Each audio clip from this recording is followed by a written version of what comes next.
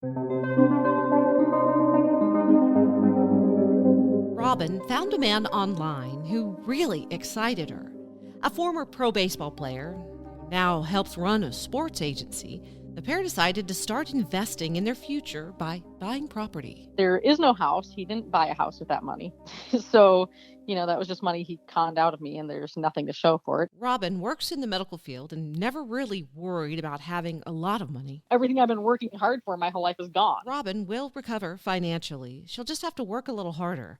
It's the other side of being a scam victim that worries her. You deal with the psychological trauma from realizing you were falling for a guy that was never even real. Once Robin figured out she was scammed out of tens of thousands of dollars, she realized she isn't the only one. He's only getting better at his scams, but of course nobody does anything. Robin met her former boyfriend, Chris Lloyd, online in California.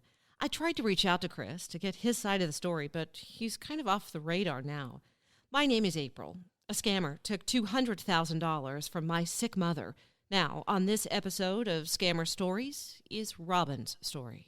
What he does is he tries to pay the people he owes something back. He paid me $1,400 back a little bit ago, and that was the last I ever heard from him.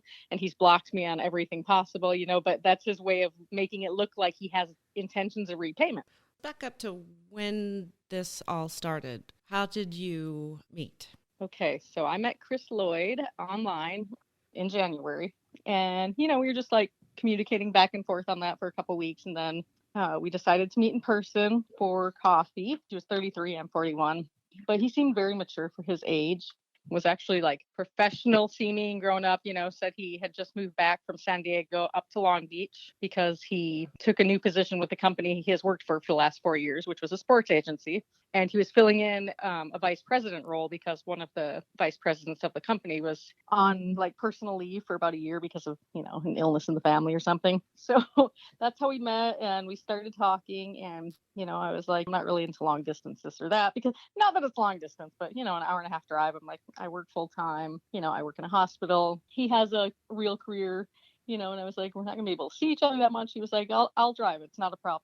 So yeah, we just met for coffee, and we ended up sitting there talking for about 3 hours that day. We just, completely clicked. And I heard from him every day, multiple times a day in the meantime. And the next time he came down, we went and played at Dave and Buster's, and, just went out for the day, went shopping, went and ate. And he always had a lot of money on him, like 10,000 plus. You saw Yeah. that much cash? Oh yeah. He always had 10 to 20,000 in cash and acted like it was nothing. One time I was like, "Can I take a picture of that in my hand? Because I've never held that much cash, So I have pictures of me like holding 10,000 stack in my hand, and he told me what he used to play pro baseball. I asked for who, and he said the Dodgers, the LA Dodgers and the Cincinnati Reds. He drove a Lexus SUV. So, he seemed to have a good amount of money. He's worked for a sports agency for the last 4 years, so he has a stable career.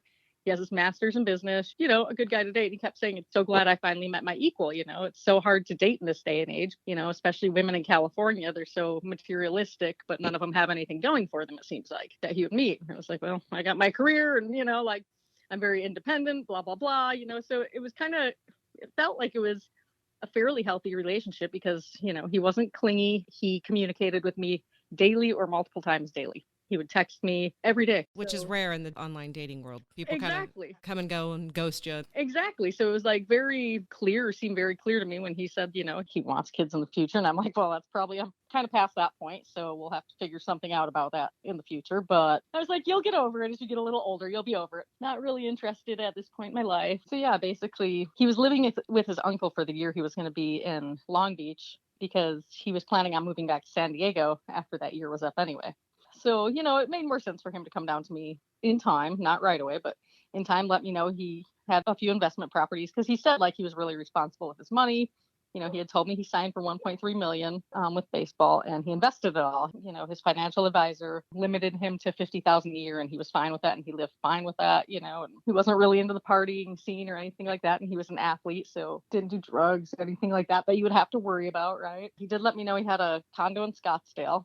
why in Scottsdale? And he said, because spring training is out there, baseball, all that kind of stuff. Besides that, I said, what other properties do you have? And he said he had two in his hometown of Morton, Mississippi. So he was, financially stable, which is nice because it really, when you're a professional, it seems like you meet a lot of people who they want to kind of live off you, or you have a good career. So a lot of times it seems like, I don't know, it's really hard to find somebody who's financially responsible in this day and age, it seems like, especially, in California where people are so materialistic and where the cost of living is so high. He's never even had a credit card because he's always just been able to use cash or his debit card. And then about a month and a half or so went by of us dating. And he would make it a point to come down on my days off because I work every other weekend at my job because I work in a hospital. So, it was cool because it seemed like a mature relationship of two independent professionals. And, he talked about how, most of the men in his family were businessmen and very smart, knows a ton about banking. He's very intelligent, but so are all con artists. That's how they get away with it. So he was going out of Scottsdale for the weekend or something for work. And I got a text from him, or I spoke to him. He said, hey, one of the guys that I know from baseball is being released and he's behind on his house payments and bank's going to take over. So I want to buy it out. He's like, do you have like 50,000 I can borrow? I was like, hell no. No, this is way too early in a relationship. I'm not going to loan you money, and it was like, babe, you've seen me with plenty of money. I have the money. I can pay you right back. And I was like, well, why can't you get money? He says, I have 80,000 because that's what I have in my checking or savings account, whatever it is. I have 80,000. The rest of it is in an investment portfolio. So I would have to sell some stocks or whatever, and it'll take probably a week to turn to liquid. So, me not ever having to cash out any investment sounded like it made sense, right? And he let it go, and I said, why don't you ask your mom for money? You told me you paid her house off. And so a little later in the night, I got messages between him and his mother. Like, it was like, Mom, I really know she's the one, but I just wish she would take this leap of faith with me. His mother back to him was like, son, give her an out or so. He let it go. And the next morning, I get a message, and it was between he and a supposed friend named Lauren that lives out in Phoenix. Same thing, screenshots back and forth. And he was like, hey, can I ask you a favor? He, asked whoever this was, his other phone probably. And, he said, do you have any liquid I can borrow, blah, blah, blah. She said, well, I just bought that new car. She's like, but you must have found a property. And he was like, yeah, and the bank's going to take over unless I can pay it out right away, basically, right? And so she was like, I'm in the same situation. I can't do it. I'm sorry, blah, blah, blah. And then a little bit later, she said, hey, I moved some stuff around and I have 15,000 I can loan you. And she's like, I know you're good for it with your money making ass. It said something like that on the message, Of course, I'm like, who is this chick? Like, who is this girl that's just going to loan you 15,000? What's going on with you and her? That's what's kind of going on in my head. And he's like, oh, stop. She's an old friend from years ago, So now he was only asking for 35,000. So he came back, I told him, no, I'm not comfortable, blah, blah, blah. He came back in town, came over here, and we were just talking, he was being sweet and all that, like he always was. He's like, I want to get this, he's like, it's an investment for our future. He's like, what better way to be able to retire early? And he agreed. He was like, we can sign a loan agreement. If I don't pay you back in 5 days, you can charge me 100,000 late fee. I'm not worried about it because I'm going to pay you back. So that put me a little more at ease. And I was like, okay, so I talked to a friend who was an attorney, and he was like, you need to do a California standard promissory note, this and that, make sure legal fees are in there, make sure you charge interest, to make sure you put a late fee. So I was like, okay. He told me 100,000 late fee is way too high. You can't do that. That's not legal. So I just had like $2,000 late fee, got it all filled out. And he was going to be flying back to Arizona Wednesday morning. And so he was like, we got to do this Tuesday. And I have to fly up to San Francisco for a meeting Monday evening because he had a meeting Tuesday or something. I'm trying to remember. Basically, like the next day he was coming back down. And I left from work on my lunch break just to go to the bank and have him sign the promissory note. I typed it up, made sure everything was there that needed to be there. A couple days later, I was like, are you getting the house? And he was like, yeah, going through the paperwork with him right now. I said, I want to see it. He, right away, he sent me a bunch of pictures of it. And so being who I am, still paranoid, of course, because that's a lot of money, I reverse searched the pictures. The pictures showed up, and it was a house in Chandler, like he said, in Chandler, Arizona. It was a house, and it was on the market for quite a while at that point. I can't remember how long. So I was like, okay, so yeah, the guy really couldn't sell it, like he was having issues, and Chris could pay it out cash, and the guy was leaving town. So, okay. I see it for sale though, so I'm kind of concerned. So every day I, get on realtor.com and I'm checking to see if the house is still for sale. By the end of that week, it was no longer posted. It kind of put me at ease because I'm like, okay, that makes sense, because anytime I've bought a house or anything like that and I look on Realtor, it's like within 2 to 3 days, it's usually pulled down. Robin and Chris kept on talking on the phone just like before the transaction. The next weekend, Robin was sick and told Chris she needed to rest. Then the next part of the scam started to take place. That morning, he went outside his car and I get a picture of his car window smashed. I was like, what the hell happened? He's like, I think my wallet dropped out of my gym bag in my car. He's like, and my wallet got stolen. And knowing how much money he carries on him, I'm like, how much money did you have in it? And he was like, only a couple hundred, thankfully. So he's like, I'm at the police station right now. And then he had to put all his accounts on high alert. So he wasn't going to come down that day. He said if he could get the window installed, he would be down that evening. So the window didn't end up getting installed that day. And it was the next day. And so those were the 2 days he was supposed to be there. After that, he had to be back at work, right? And so did I. And he came down, I think, maybe the next weekend. And he had no way to access his accounts because he had no license yet, and he had them all on high alert. So we just went for dinner and drinks and went to the casino. Everything on me, of course. You know, he knew everything about banks, and he wanted some money to gamble with. And so, of course, you know, I'll pay you back as soon as I can access mine. You know, he's there. It's not like he's going anywhere. I mean, this is my boyfriend in my eyes, right? So he has me pull 2,000 at the casino for him to play with, and I do, and he loses it all because he's a terrible blackjack player. After he loses that, he was adamant that I take more money off my card. He wanted me to call and get the point of sale limit increased on my debit card. And I'm like, how do you know all this? Like, I don't know that you can do these things, but you can, and it worked. So I got, you know, the debit withdrawal increased. I got the point of sale limit on my debit card increased. And he just kept losing money. And I was insisting we leave. He's like, I'm paying you back. Like, relax. He's like, I want to play, you know, even though he doesn't have access to his own money. And I'm like uncomfortable because I'm seeing the side to him I've never seen before, which is kind of angry, kind of manipulative and intimidating and kind of demanding. I guess I was like, oh, what's the deal? Does he have some gambling problem? I just kind of walked away from him eventually. And then he was like texting me, like, come back here in the casino. I was like, no, you're being an asshole. We were up to probably, I think, 6 or 7,000 by the time we left off my cards. You know, he wanted me to do a cash advance after I couldn't get any more off my debit. By this point, Robin's anxiety had peaked. She didn't gamble much and just had a few drinks to try and relax. She decided she'd had enough. Oh, I think I went to the bathroom and actually transferred what was in one account into the other so that they couldn't get it when they tried to run the card. And so then he was like, well, you got that card. He sees my wallet, putting his hands in my purse and grabbing my wallet and pulling the money out. And I'm just like, oh my God, you're crazy. I think that was when I walked away. He finds me again. He's like, come on, babe, let's just get like 1,500 more. And I was like, no, I don't want to, you know. He's like, come on. And he like basically dragged me up to the line. And I mean, I'm sure I had this look on my face, like I was very uncomfortable and not happy. So when it got to our turn at the cashier's booth, he's trying to tell me just take this off, blah, blah, blah. And I was like, I don't want to, you know. And I was like, let's just go. He's acting like a drug addict needing his fix at this point. And he's, you know, trying to act all calm and sweet to me, you know, just do like 1,500 more. I'm paying it all back. Like, what is the problem? You see how much money I have. Like, you've seen my money, you know, you see what I carry around normally. It's like, I just can't access it. He's so persistent. He will not take no as an answer. If he wants something, he will do what it takes to get his way. And it gets to the point where you're so stressed and irritated by having to deal with it that you just finally get pushed into giving in. So he had kind of like had his hand on my back and kind of nudged me up to the counter. And he's telling them what to do. And I'm just kind of like staring at this cashier like, I don't want to do this. So he's like, yeah, just run it for like 2,500. I'm like, it's too high. You can only do 1,500 more on that. And he's like, well, just try it. And he's like telling them, they're like, you know, is that okay? And I'm just kind of looking at him and like rolling my eyes. And they do, you know, and luckily it declined that much. So he had him run it for 1,500 more, which it did. So basically after, you know, we hit all my cash advance and point of sale and withdrawal limits on my cards, you know, because I hit every one but the one that he found. After that, I went to the bathroom again and decided I would hide my other cards so he didn't realize that there were other cash advances I could do. So after that, I was upset. We were arguing. I just wanted to leave. It was aside to this guy who seemed damn near perfect that I didn't want to ever find out about. And all we could really do is leave. You know, he's driving about 110, 120 miles back the whole way. And he was kind of arguing with me the whole way back to my place.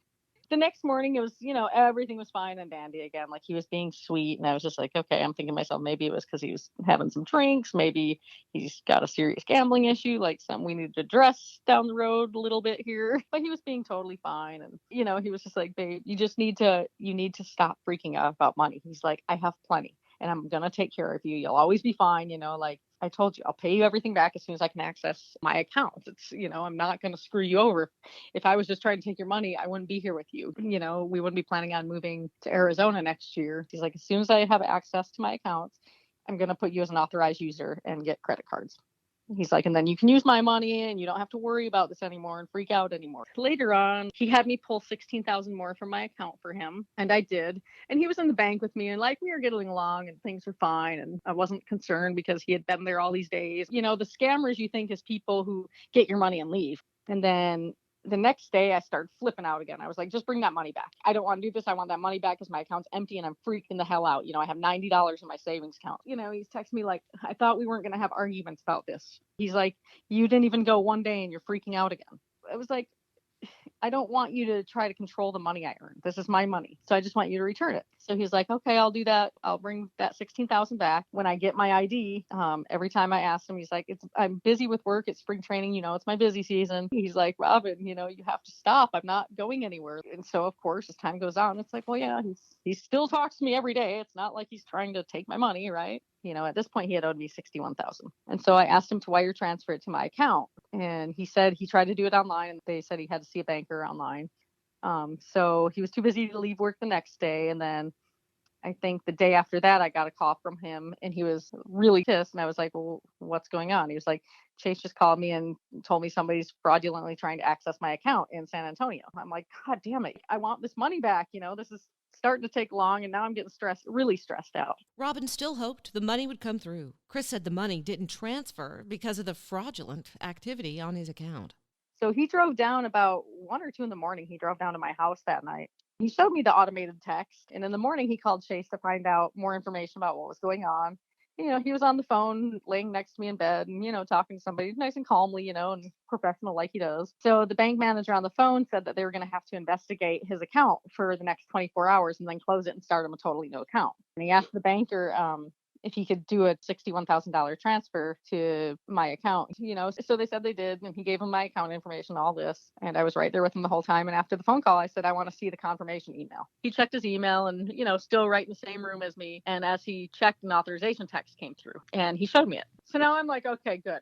Within a day or two, that 61,000 is going to be back in my account. We're good. And how do you fake an authorization text? Yeah, did you ever figure that out?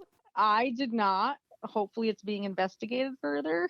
So then he's still stressed out because he can't access his money and, you know, his rental properties. He has to pay the mortgages on all these.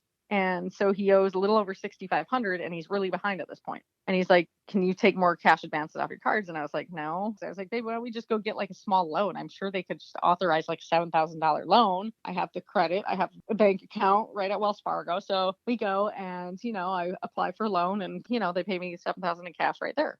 So, you know, I'm not even worried because I'm like, I know that 61,000 is coming through. That was the last time I saw Chris in person. And Chris, you know, he knows all the times that wires post and things like that. Like, so he's been messing with banks and doing stuff like this for who knows how many years because he knows all the details of every little banking thing you can do. It's crazy. You know, and his whole thing when I asked, like, how do you know all this? Because I deal with multi-million-dollar contracts with athletes. So I deal with banks and I deal with huge sums of money like this all the time. Robin says he always had an answer, including why she never could find any pictures of him playing baseball online.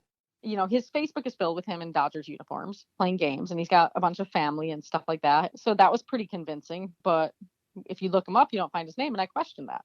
Like, why don't I see that you ever played when I tried to look it up? You know, originally he said because I didn't have any of my contract info released. He said because I was scared it would put my mom and sisters in danger. Robin thought she'd done her research, looked him up online, combed through his Facebook photos, even paid for an online background check. I did 2 background check things on him. Those ones you can pay for online. Don't ever waste your money because they don't tell you anything. But I did 2 of those before I loaned him anything and nothing showed up except 2 speeding tickets. The scam still wasn't over. He sends me text messages asking me to send him more money for brokerage fees. And I was like, what? That doesn't even make sense. And I was like, no, you know, and I'm like, I'm done. I'm not sending you any more money, blah, blah, blah. And it started this big argument. And he starts getting like hostile and like demanding. And, you know, he's demanding I take cash advances and he's like yelling at me. And he's like, if you can't do this for me, then we're done because you're not supportive of me when I really need you to be, you know? And I was like, you know, if that's how you feel, so be it. You know, and he's getting irate on the phone that I won't give in to his demands. And he's like verbally abusive and being a complete asshole at this point. All I could think of is this is the same Chris I saw at the casino. So for Tuesday, April 9th, if the wire wasn't through at 2:00, I had an appointment with an attorney at 2:30. So I went to see the attorney at 2:30 and I told him everything. You know, I wanted to sue for breach of contract. And he started pulling any information he could find on Chris Lloyd's name And he said, he doesn't have any assets. And I was like, what?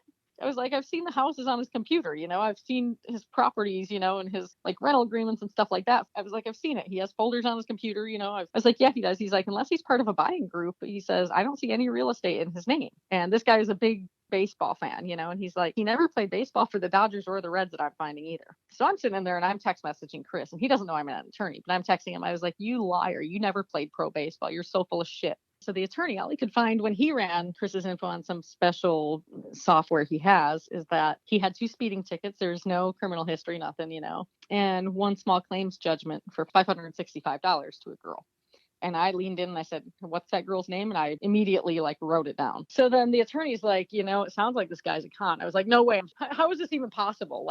I'm in shock. Everything he told me was a lie. So I called this girl whose name was Megan, who sued him for $565. And I said, I saw you sued Chris Lloyd and I'm thinking I might have to do the same thing. Would you be willing to let me know why, or would you be willing to talk to me? And she said, absolutely. And she gave me her phone number. She said, call me when you have a free chance tonight. So I called her, and lo and behold, she's telling me a story very similar to mine. She also told me, you're not the first woman who's reached out to me. And I was like, what? She's like, I've heard from 2 or 3 others too. So we found I think there's 6 other ones that we have found so far with no help to, the police or anything like that, because they just act like you're a stupid woman. This isn't all of it. On top of this, I found out he's actually a felon, and that I know of for sure he has 2 counts of felony grand larceny on his record, and he's on probation. And so I contacted his probation officer as well and let him know. And of course, nothing's been done still. Mm-hmm. So, the psychological trauma is probably hard on most people, I would think. Financially, whatever. I've always been a hard worker.